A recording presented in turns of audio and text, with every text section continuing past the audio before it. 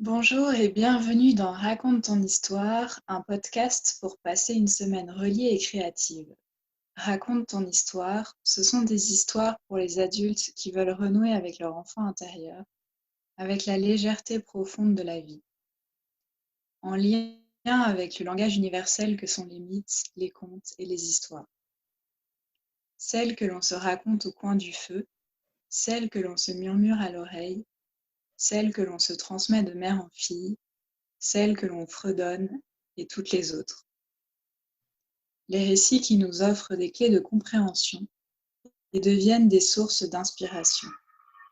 Ces mots qui nous touchent et nous mettent en mouvement.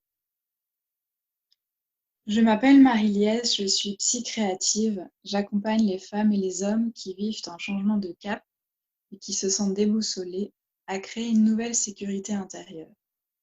Je les aide ainsi à se libérer de leur carcan afin qu'ils puissent reprendre le pouvoir de leur vie. Aujourd'hui, dans ce nouvel épisode de Raconte ton histoire, je suis heureuse d'accueillir Angélique qui va partager avec moi, avec vous, avec nous, l'histoire qu'elle a choisi de partager aujourd'hui. Bienvenue Angélique et merci beaucoup d'être là. Bonjour Marie-Liesse, merci à toi de m'inviter aujourd'hui. Je suis créatrice de sérénité au service du bien-être d'autrui grâce aux outils magiques de la méditation, de la lithothérapie et de l'ASMR. Donc aujourd'hui, je souhaiterais, si tu veux bien, que je te lise un extrait de L'Alchimiste de Paulo Coelho. Super.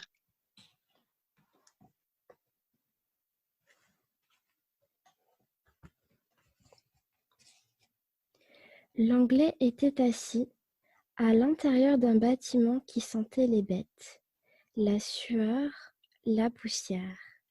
On ne pouvait guère appeler cela un entrepôt. C'était tout juste un enclos à bétail. Toute mon existence, pour en arriver à passer par un endroit comme celui-ci, se dit-il, tout en feuilletant distraitement une revue de chimie. 10 années d'études m'amènent dans un enclos à bétail, mais il fallait poursuivre. Il fallait croire aux signes. Toute sa vie, toutes ses études, s'étaient centrées sur la recherche du langage unique que parle l'univers. Au début, il s'était intéressé à l'espéranto, puis aux religions, et pour finir, à l'alchimie. Il savait parler l'espéranto, entendait parfaitement les diverses religions, mais ce n'était pas encore un alchimiste. Il avait réussi, sans doute, à déchiffrer des choses importantes, mais ses recherches en étaient arrivées au point où il ne parvenait pas à aller plus loin. Il avait tenté, sans succès, d'entrer en relation avec un alchimiste, quel qu'il fût. Seulement, les alchimistes étaient d'étranges personnages, qui ne pensaient qu'à eux-mêmes et refusaient presque toujours leur aide. Qui sait s'ils n'avaient pas découvert le secret du grand œuvre, autrement dit, la pierre philosophale. Et si ce n'était pas pour cette raison qu'il s'enfermait dans le silence? Il avait déjà dépensé une partie de la fortune que son père lui avait laissée, en cherchant, vainement, la pierre philosophale. Il avait fréquenté les meilleures bibliothèques du monde, acheté les ouvrages les plus importants et les plus rares concernant l'alchimie. Dans l'un, il avait découvert que, bien des années plus tôt, un célèbre alchimiste arabe avait visité l'Europe. On disait qu'il avait plus de 200 ans. Il avait découvert la pierre philosophale et l'élixir de longue vie. Cette histoire avait fort impressionné l'Anglais. Mais tout cela serait resté pure légende, parmi tant d'autres, si l'un de ses amis, au retour d'une expédition archéologique dans le désert, ne lui avait pas parlé d'un arabe doué de pouvoirs exceptionnels. Il vit dans l'oasis de Fayoum, lui avait-il dit. Et les gens racontent qu'il est âgé de 200 ans et qu'il est capable de transformer en or n'importe quel métal.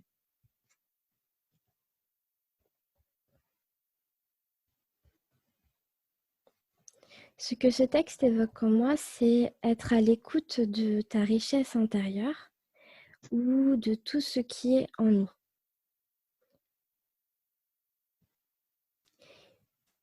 Ici, dans ce passage, on parle de l'anglais, et sans forcément spoiler l'histoire, de sa quête personnelle, de son but ultime. Il s'est nourri intellectuellement, il s'est enrichi, car assoiffé de connaissances pour justement trouver la solution de transformer un simple métal en quelque chose d'absolument précieux. Et donc, ma question est, et si en réalité cette préciosité, au final, nous l'avons tous en nous, nous l'avions tous en nous, au lieu de toujours vouloir chercher tout ce qui vient et va vers l'extérieur. C'est toujours intéressant d'avoir faim de connaissances, surtout si ce que l'on ressent par rapport à ça nous semble totalement insatiable.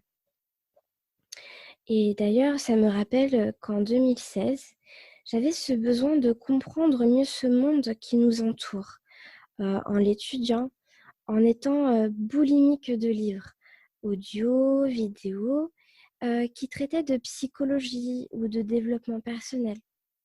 Mais ce que j'oubliais en réalité, c'était d'être à l'écoute de mes réels désirs et coupée de ce que j'étais véritablement, de qui j'étais.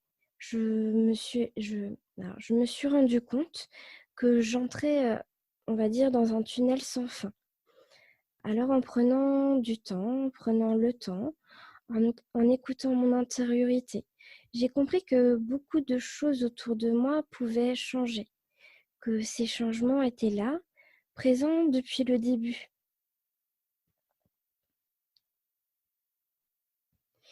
Et c'est donc en conscientisant celle que j'étais, véritablement à l'instant présent et pas forcément dans 20 ou 30 ans.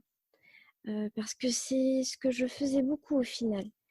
Je vacillais, j'alternais entre passé, présent, futur, sans cesse, avec parfois des douleurs intérieures. Je cherchais trop à comprendre.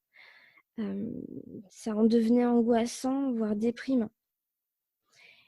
Puis, j'ai aussi une autre expérience qui est de manière similaire, on va dire, aux alentours de 2019. J'ai été faire un stage de 5 mois, de 5 jours, pardon, de méditation, justement pour mieux me reconnecter à moi-même.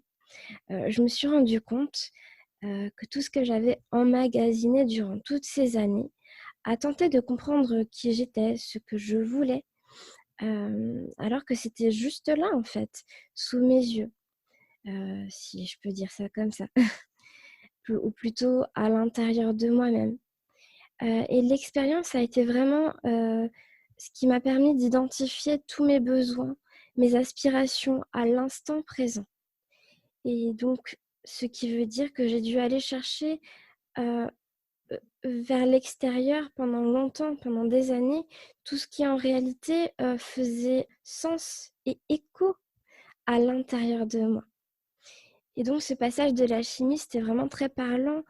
Et en parlant de parlant, c'est justement le premier livre que j'ai pu lire vers 16 ans, donc c'est-à-dire il y a 18 ans, qui m'a véritablement apprise à prendre le temps, à méditer et à être à l'écoute de mon intériorité.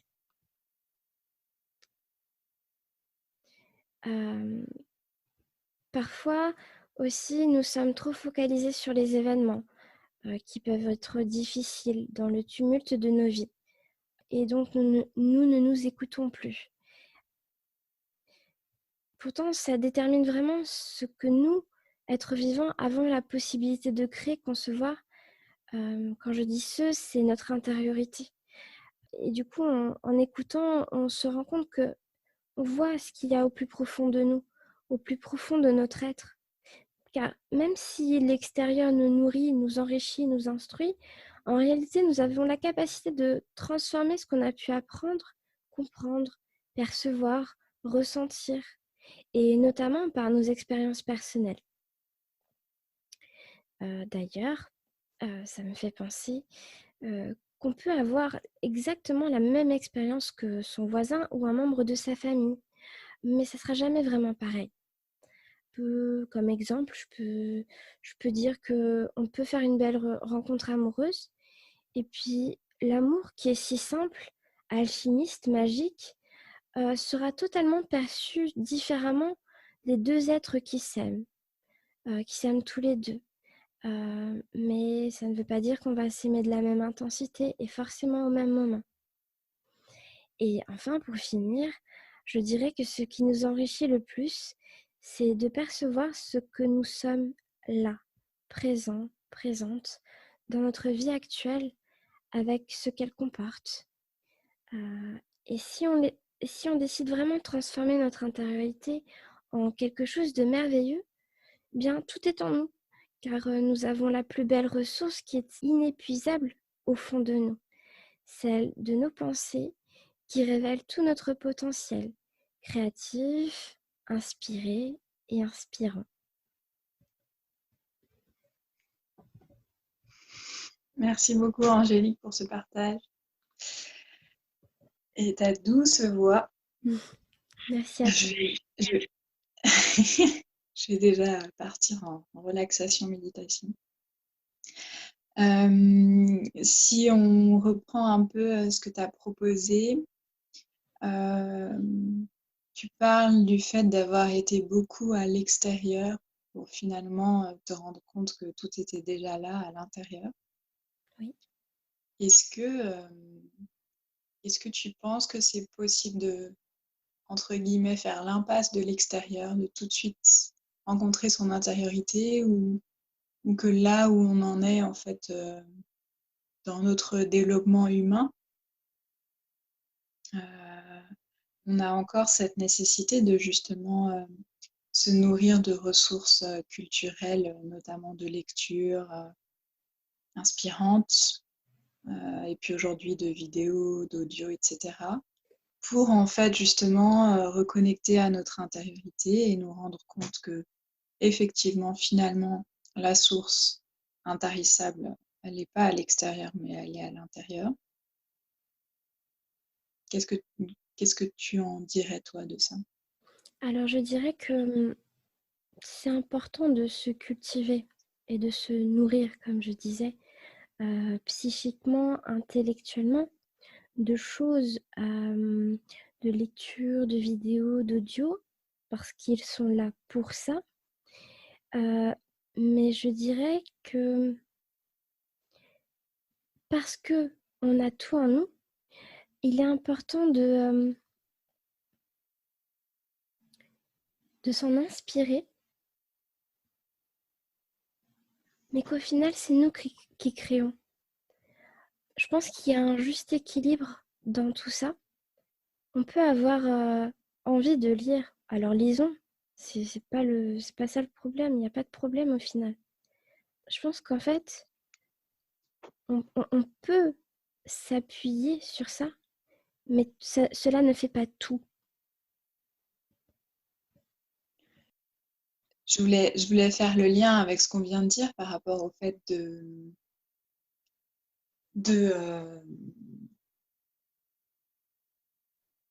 justement, après avoir suivi cette quête extérieure, c'est ce qui a dû t'amener aujourd'hui à utiliser ces outils magiques dont tu parles, que sont la méditation et l'ASMR, par exemple.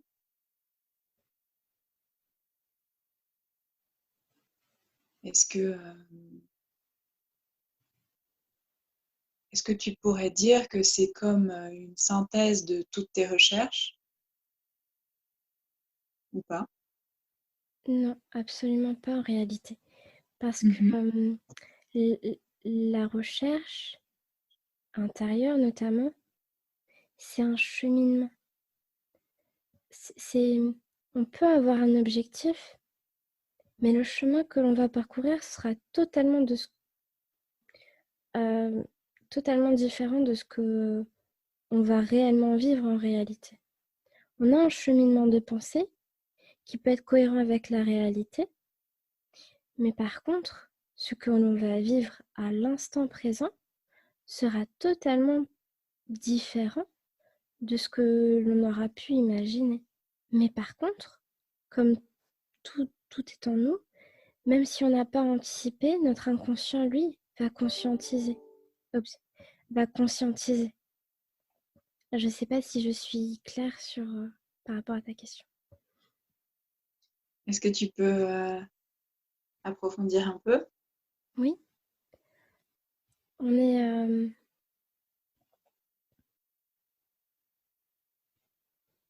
a énormément de capacités. Je pars du principe qu'on est multipotentiel. Et qu'on a la capacité de faire plein de choses, de réaliser, de créer plein de choses. Mais tout ça part de quoi? Ça part d'une idée que l'on a pensée, imaginée, pour ensuite conceptualiser. Parfois, entre ce cheminement-là, il y a un temps de latence entre réflexion, nos peurs, nos croyances, etc. Et au final, on a un chemin. Et ce chemin peut être totalement différent de ce que l'on a imaginé. Mais ce qui compte vraiment, je pense, c'est le chemin que l'on va parcourir et pas réellement le but. Tu vois? Je prends la vie comme un parcours. J'ai des vagues, j'ai des hauts, j'ai des bas, et je dois accueillir à l'instant présent ce qui doit être. Et parce que tout est en moi, ben, je me rends compte que j'apprécie mieux les choses maintenant, parce que je me dis, si je vais bien, c'est parce qu'il y a ça dans mon esprit, dans mes pensées, et si ça va mal, eh ben, j'accueille le fait de me sentir mal, et je prends le temps.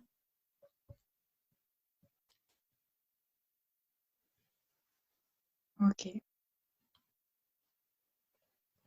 Pour moi, ça va un peu dans le sens de ce que je te demandais, mais peut-être c'est simplement une autre façon de le dire, mais ça fait sens. Et une dernière chose peut-être, de ce que j'ai entendu, c'est qu'il y a eu beaucoup de lectures, de recherches, etc. Et, et je pense qu'on peut avoir tendance justement à avoir, tu as employé le terme de boulimie. Cette, quand on a cette appétence, elle peut devenir extrême, j'allais dire, mais oui, vraiment importante. Et en fait, l'idée, c'est de pouvoir passer du savoir au savoir-être, ou en tout cas d'intégrer vraiment la connaissance et d'en avoir un amour tel que ça devienne en fait quelque chose d'intérieur et quelque chose de vécu, et non pas une érudition intellectuelle qui serve notre ego et notre personnalité sociale, etc., etc., sans qu'on s'en rende forcément compte. Mais en tout cas, si on reste sur un plan basique, c'est ce qui peut se passer. Alors que l'idée, à mon sens, de toute cette accumulation, de toute cette recherche vers l'extérieur, c'est d'intégrer vraiment la sagesse. Mais pas la sagesse forcément du gars qui lévite et qui est tout seul dans sa montagne, mais Oui. la sagesse en fait de s'incarner au quotidien et de réaliser en fait ce pourquoi on est là, pour soi et pour les autres. Et c'est pour ça le terme d'écho qu'on a partagé tout à l'heure et que tu as repris dans ton partage, c'est vraiment ça. C'est en fait de devenir en fait une onde de résonance par le fait qu'on ait vraiment intégré, en tout cas une partie de ce qu'on a reçu de l'extérieur, parce que comme tu dis, c'est un chemin et c'est toute la vie et c'est tout le temps, mais de se dire qu'en fait par l'être, on peut avoir un impact sur le monde, dans le monde, et que justement ça reste pas l'être morte, mais que ça devienne l'être incarné. Est-ce que ça fait sens par rapport à ce que tu partages? Tout à fait, parce que il y a plusieurs choses qui me viennent à l'esprit. La première chose, ça peut paraître basique, mais déjà mon prénom c'est Angélique. Et Angelo, donc le début, hein, en grec, ça veut dire messager. Donc, du coup, pour moi, ça fait vraiment sens de transmettre un message, d'autant plus que j'ai appris de par mes formations, mais en réalité de manière naturelle, que j'ai un aspect assez pédagogue. Et quoi de mieux que d'apprendre, de comprendre, de percevoir, de ressentir, pour ensuite le restituer. Mais pas le restituer justement en mettant son ego droit devant ego, mais plutôt comme un message doux et bienveillant envers soi et envers autrui. Parce qu'au final, c'est ce pourquoi j'utilise ma voix au niveau vocal pour ma propre voix, mon propre chemin.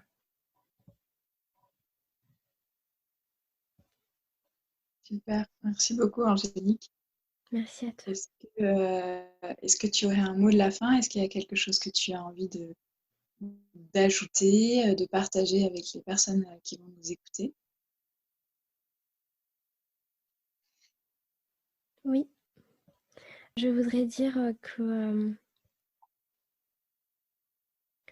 on est ce que l'on est. On peut avoir, on a une part d'ombre, une part de lumière. Et peu importe ce que les autres peuvent penser de nous, la plus grande et la plus belle des forces, c'est de savoir qui nous sommes et où nous voulons aller. Voilà. Merci beaucoup. Et vous pouvez du coup retrouver Angélique sur Instagram, sur YouTube, et on mettra les liens en dessous du podcast pour que vous retrouviez tout ça. Moi, je vous dis à la prochaine fois pour un nouvel épisode de Raconte ton histoire. Et en attendant, prenez bien soin de vous. Merci beaucoup. Merci Angélique.